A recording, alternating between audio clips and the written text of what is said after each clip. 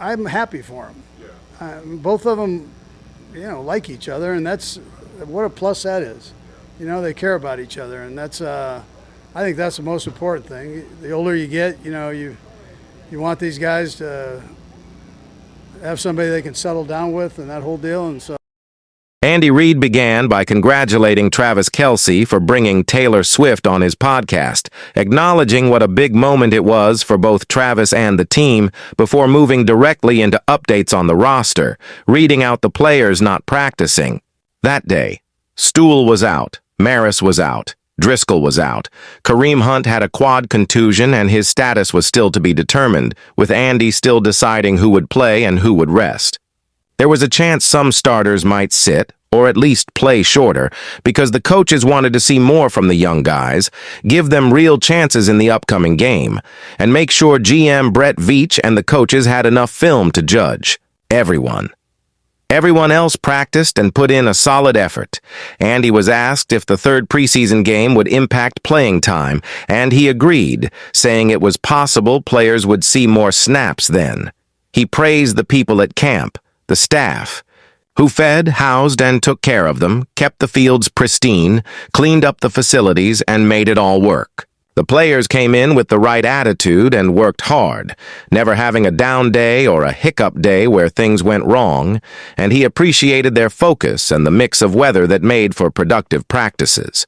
Andy was eager to see the next game, especially to watch the young players get their reps and for the staff to evaluate properly. When asked about Chris Olin, Andy said the young player had a good game the previous week and would get more playing time. Though Pat Mahomes would probably play less, but the other three young guys would get plenty of time on the field. The subject shifted to the new left side of the offensive line, Kingsley and Josh, and Andy said every practice snap mattered for chemistry, not just for blocking, but for all the stunts, blitzes, and communication, and it takes time to gel as a unit. There was a question about Joshua possibly tipping plays with his stances, and Andy admitted they always check for those things at every position, teaching players to self-scout and adjust. The topic turned to Taylor Swift, and Andy said he'd met her before she started dating Travis Kelce. And when asked about her upcoming podcast appearance and new album, Andy joked that his grandkids would be more excited than he was. But he was happy for both Travis and Taylor, saying it was important that they cared about each other and could settle down. Subscribe for more moments like this. Then came questions about Travis's big GQ article, where he was pictured holding snakes and a huge alligator, and Andy joked about the challenge, marveling at the weight of the alligator and how long Travis had to hold it.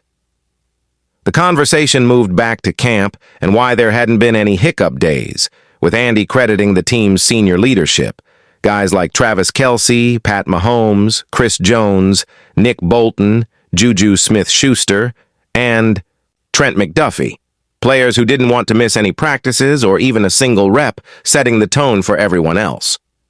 Andy said you'd have to be really hurt to miss a day because of the example these leaders set. The talk shifted to the team's annual tradition of honoring the military at camp, which Andy said he valued, recalling his own trip to Afghanistan years ago and wishing every 16-year-old could see what teamwork and camaraderie looked like among the troops, how much the flag and country meant, and how it allowed everyone to do what they do back home. He said it was good to take a moment to appreciate that, with a nod to Herbie, who was part of it too.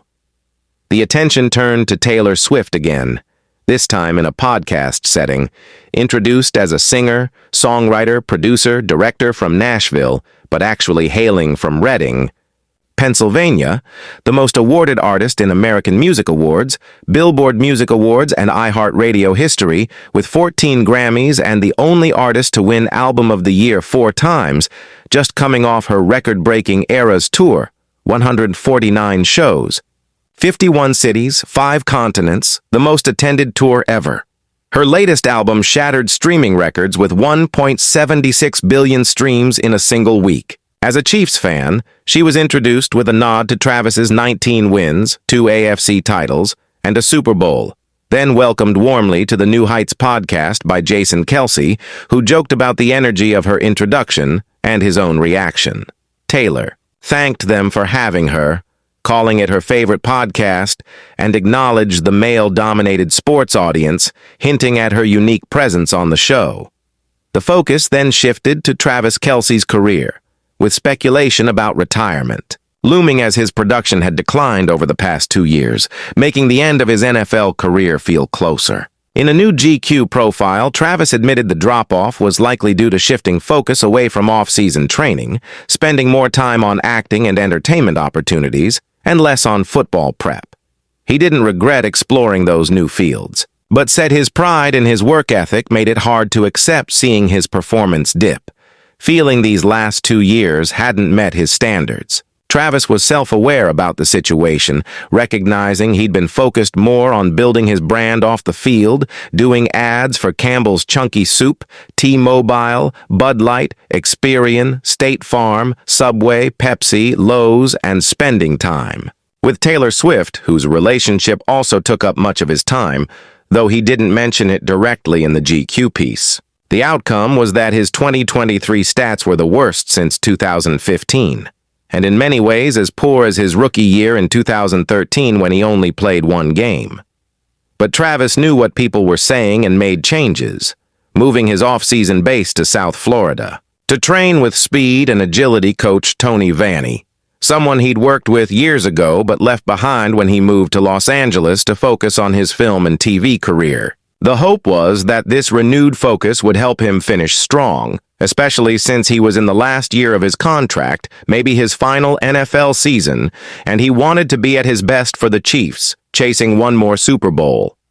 On the same day he appeared on the cover of GQ, Travis also announced Taylor Swift would be his special guest on the New Heights podcast. Back on the practice field in St. Joe, day 15 out of 16 at camp, the Chiefs struggled to connect on passes in humid 80-plus degree heat, but Travis provided the spark, breaking open one-on-one coverage for a big gain, changing the energy of practice.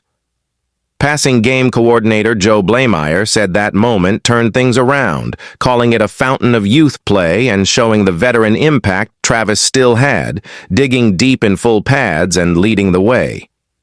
Mahomes, as always, played multiple roles for the Chiefs, both as quarterback and as a leader, working to keep the offense clicking.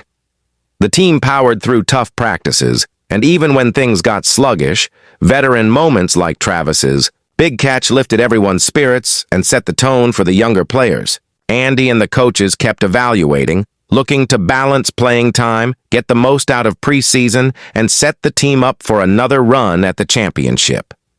Through it all, the off-the-field stories, Travis's ventures into acting, his high-profile relationship with Taylor Swift, the attention from the media, and the intensity of training camp, wove together to create the backdrop for a season where expectations were sky-high. The Chiefs organization, from Andy Reid down to the last rookie, worked to maintain their edge, blending old-school leadership with the new energy of rising stars, while the world watched the Kelce Swift story unfold. Subscribe for more inside stories from the Chiefs and beyond.